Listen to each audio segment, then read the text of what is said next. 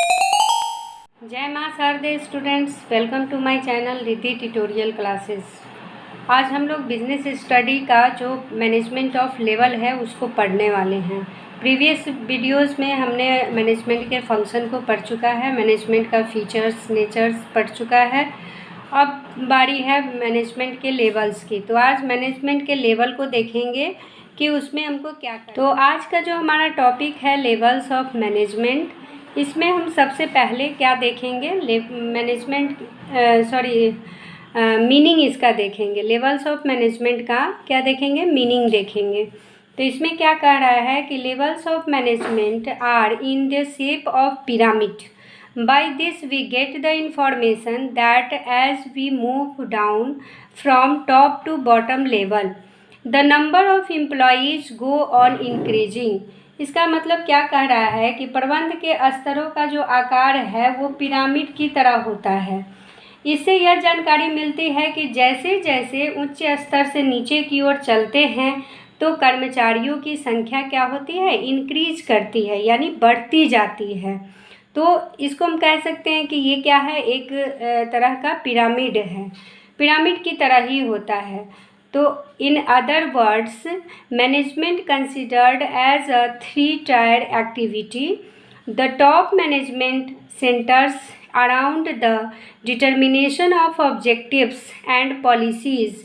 The middle management is concerned with implementation of policies through the assistance of lower level managers of the organization. मतलब हम other words में कह सकते हैं, इन other words हम कह सकते हैं कि मैनेजमेंट जो है, मैनेजमेंट 3-tier एक्टिविटी में 3 तरह की एक्टिविटी में काम करता है।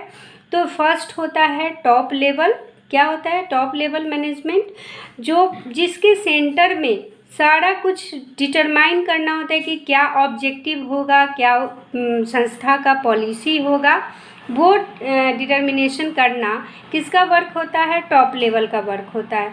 सेकेंड आता है the middle management is concerned with implementation of policies through the assistance. मतलब कि जो मिडिल लेवल है वो क्या कहता है कि जो डिटर्मिनेशन हुआ है, ऑब्जेक्टिव्स बनी है, पॉलिसीज़ बनी है टॉप लेवल के द्वारा, वो सबको डिफ़ाइन करने का काम करता है मिडिल लेवल, ठीक है। और लोअर लेवल क्या करता है कि ऑर्गेनाइजेशन के वर्क को प्रोसेस में लाता है। ये तो तीनों लेवल हो गया मैनेजमेंट के जरिए हम समझते हैं कि कैसे कैसे वर्क होता है तीनों लेवल पे। तो ये हमारा पिरामिड है, ठीक है। इसमें ये टॉप लेवल है, ये मिडिल लेवल है और ये लोअर लेवल है। तो आप देखेंगे कि एक संस्था में कैसे टॉप लेवल पे कौन कौन लोग वर्क करते हैं। तो टॉप लेवल में आ जाते हैं board of directors, chief executive officer, chairman, managing director, general manager. It means कि जिनको भी पॉलिसीज़ बनाना है, ऑब्जेक्टिव्स फिक्स करना है, वो टॉप लेवल में आ जाएंगे। और मिडिल लेवल कौन होगा, तो डिपार्टमेंटल मैनेजर्स होंगे।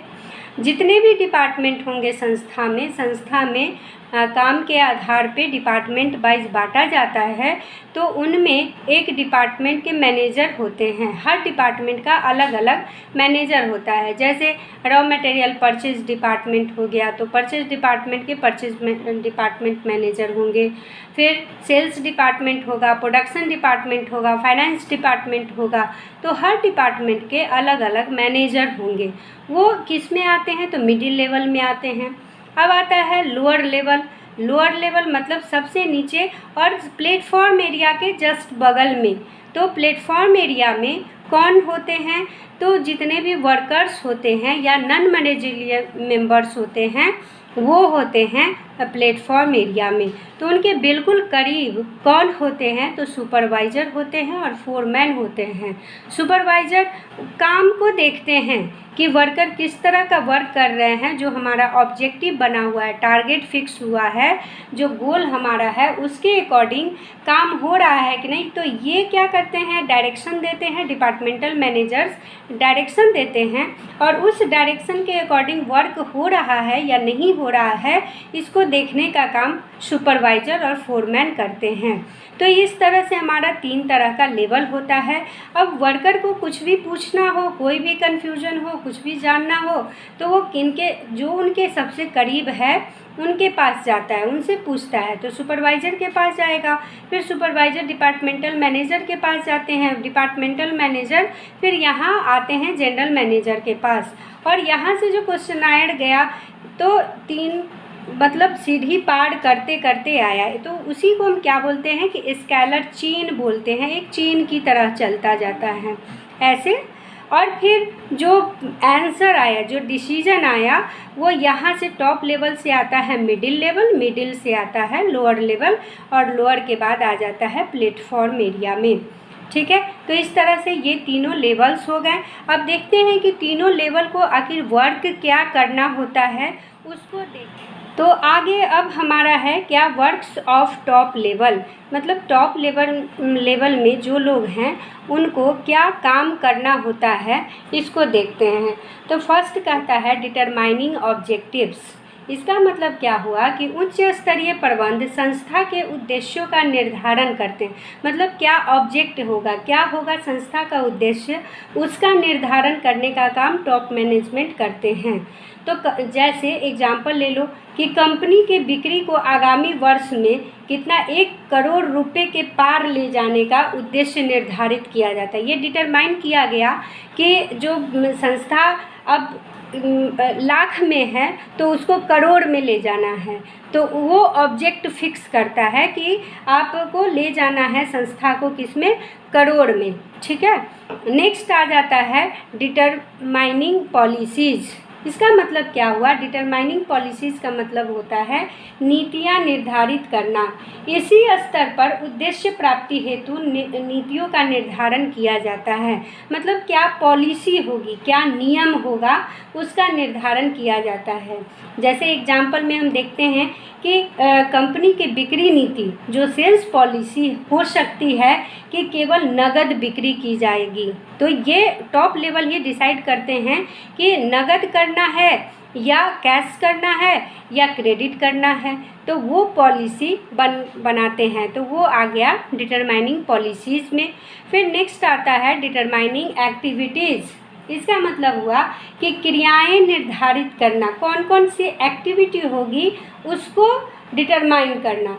तो उद्देश्य प्राप्ति हेतु की जाने वाली विभिन्न क्रियाओं का निर्धारण किया जाता है। जैसे क्या किस किस का कर हो सकता है, तो जैसे परचेज करना, सेल्स करना, एडवर्टाइजिंग का, प्रोडक्शन का, रिसर्च का, ये सब जो एक्टिविटी है उसको डिटरमाइन करना भी टॉप लेवल का ही वर्क होता है।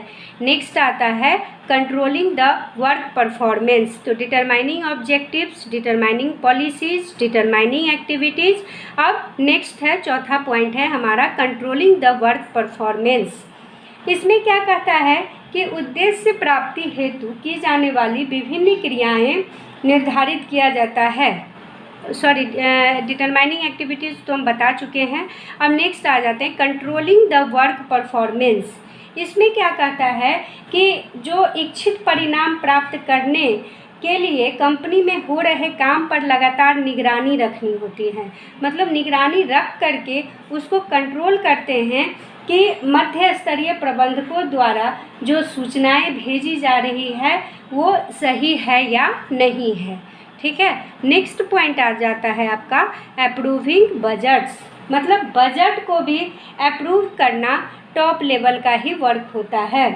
जैसे विभिन्न प्रबंधकों द्वारा तैयार किए गए बजटों को अंतिम रूप दिया जाता है, अर्थात उनका अप्रूविंग किया जाता है। मतलब हर डिपार्टमेंट से एक बजट ले लिया जाता है कि आपके डिपार्टमेंट में कितने का बजट है, और उस बजट को पहले ये रिसर्च करके और फिर देखा जाता है कि ये बजट सही है, तो उसके अकॉर्डिंग उसको अप्रूव कर देते हैं कौन, टॉप लेवल।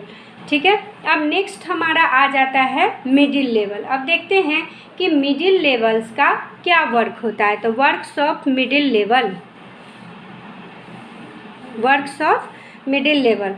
इसमें क्या कह रहा है कि मिडिल लेवल का क्या क्या काम हो सकता है।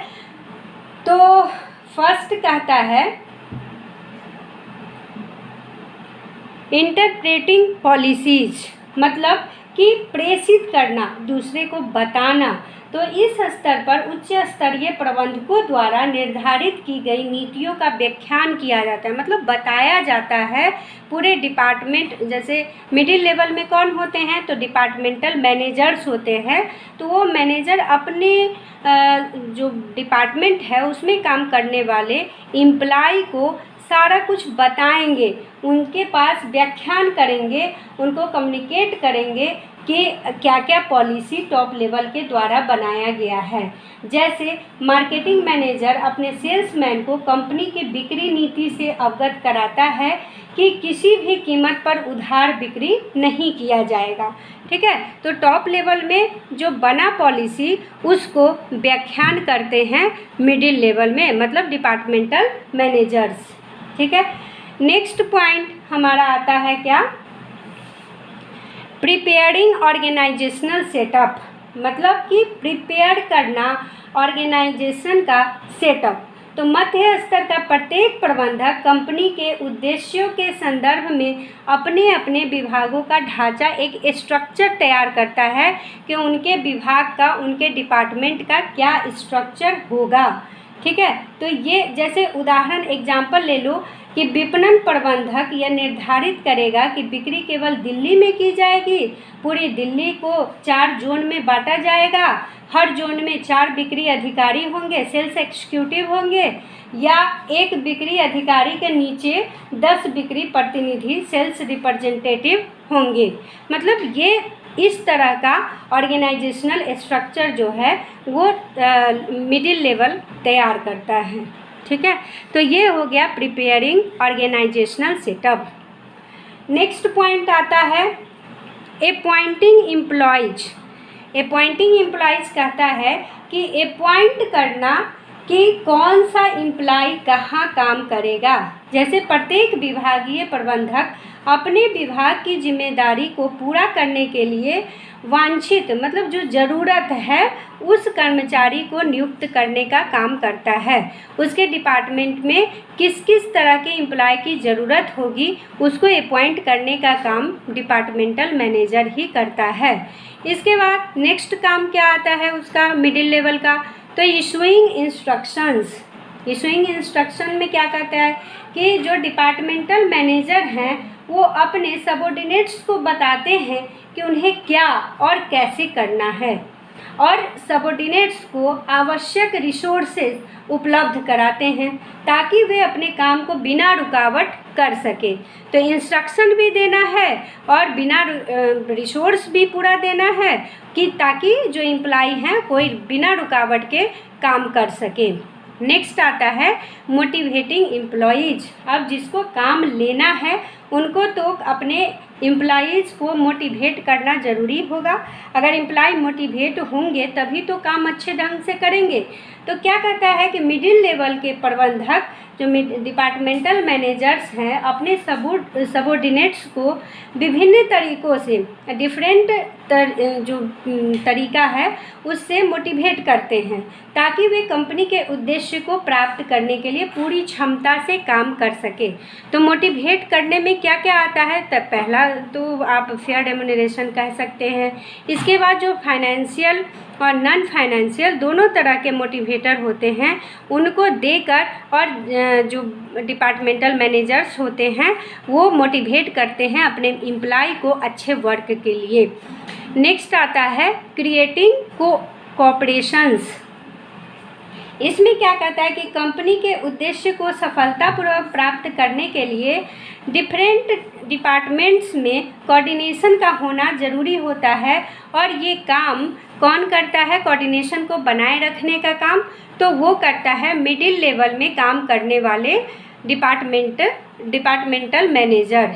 ठीक है, तो ये इस तरह से आपका मिडिल लेवल में जो काम करते हैं डिपार्टमेंटल मैनेजर उनको क्या क्या वर्क करना होता है, तो interpreting policies, preparing organisational setup, appointing employees, issuing instructions, motivating employees, creating cooperations. ठीक है, चलिए नेक्स्ट एंड लास्ट हमारा है वर्कशॉप लोअर लेवल मैनेजमेंट। ये हमारा लास्ट पॉइंट है लोअर लेवल मैनेजमेंट का, कि लोअर लेवल मैनेजमेंट को क्या क्या वर्क करना होता है। तो इसमें देख लीजिए क्या क्या है। तो फर्स्ट कहता है सबमिटिंग वर्कर्स ग्रीवांसेस, मतलब कि जो वर्कर का ग्रीवांसेस है, क्या क्या उनको चाहिए, वो सबमिट करने का काम करता है लोअर लेवल का मैनेजर। जैसे निम्न स्तरीय प्रबंधकों का काम पर लगे लोगों से सीधा संबंध होता है। ये हमको पता है कि जो लोअर लेवल हैं उनको प्लेटफॉर्म एरिया में काम करने वाले वर्कर्स के साथ सीधा संबंध होता है, वो सबसे उसके करीब होते हैं। तो ये उनकी साधारण समस्या को तो स्वयं ही निपटा देते हैं, और जो गंभीर समस्या है उसको मध्य स्तरीय यानी मिडिल लेवल में लेकर जाते हैं, क्योंकि एक स्केलर चेन में चलना है तो मिडिल लेवल के बाद ही टॉप लेवल में जाएगा। तो ये सबमिट करते हैं वर्कर्स के प्रॉब्लम्स को, किसके पास, तो मिडिल लेवल में। दूसरा काम क्या कहते हैं, ensuring proper working environment. Proper working environment को भी इंश्योर करना किसका काम होता है, लोअर लेवल का। तो निम्न स्तरीय प्रबंधकों द्वारा कार्यस्थल पर जैसे पानी, बिजली, हवा, सफाई और फ्रेंडली इन्वायरमेंट आदि को सुनिश्चित करना होता है। ठीक है, इससे क्या होता है, वर्कर्स की कार्यकुशलता मतलब इफ़िशियंसी बढ़ती है, उनके वर्क करने की जो क्षमता है उसका विकास होता है।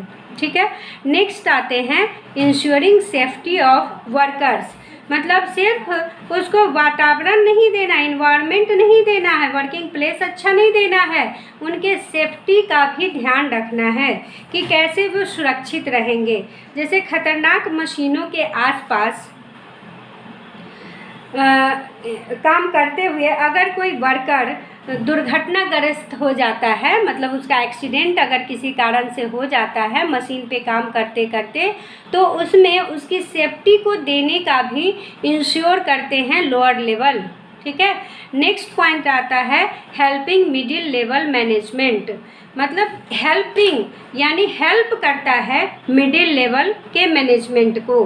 तो इसमें क्या कर रहा है कि ये मध्य स्तरीय प्रबंधकों की कर्मचारियों के चयन, प्रशिक्षण, पदोन्नति आदि में मदद करते हैं। किस किस चीज़ में मदद करते हैं, तो सबसे पहला तो उसको नियुक्त करने के लिए मदद करते हैं, उसका सिलेक्शन करने में, फिर उसको ट्रेनिंग देने में, फिर उसके प्रमोशन में, एक्सेट्रा में मिडिल लेवल की मदद करते हैं। नेक्स्ट आता है इनवाइटिंग सजेशंस, मतलब कि सुझाव को भी आमंत्रित करने का काम करते हैं लोअर लेवल। ये अपने अधीनस्थों यानी सबऑर्डिनेट्स से काम को और बेहतर ढंग से करने के लिए सजेशन भी देते रहते हैं कि कैसे आप काम को और अच्छे से करेंगे। इसीलिए लोअर लेवल में हम सुपरवाइज़र को रखते हैं, क्योंकि सुपरवाइज़र नाम से ही पता चलता है सुपरविज़न रखने वाला। तो सुपरविज़न अपना सजेशन देते रहता है एम्प्लॉय को कि कैसे वो अपने वर्क को और भी इम्प्रूव कर सकते हैं। ठीक है, नेक्स्ट पॉइंट आता है क्रिएटिंग बेटर ह्यूमन रिलेशंस। इनको अच्छे मानवीय संबंध का भी निर्माण करना होता है। तो ये अच्छे मानवीय संबंध का निर्माण करते हैं ताकि जो वर्क प्लेस है वहाँ पे किसी भी तरह का आर्गुमेंट या कोई झगड़ा ना हो। ठीक है, उसका भी इन्हीं को करना होता है लोअर लेवल के मैनेजर का, क्योंकि सबसे ज़्यादा जो वर्कर्स के करीब होते हैं वो लोअर लेवल के मैनेजर से। हमारा पूरा कंप्लीट हो गया आपका जो मैनेजमेंट का लेवल है उसको। मेरा विश्वास है कि आप लोग इसको अच्छे से समझ गए होंगे। और लास्ट में मैं कहना चाहूँगी कि अगर आप मेरे चैनल के साथ नए जुड़े हो तो मेरे चैनल को सब्सक्राइब कर लो, लाइक करो। लाइक करने में कुछ नहीं जाता है, और कमेंट करके अगर कोई सजेशन हो तो आप दे सकते हो। Okay, thanks for watching my video. Bye bye.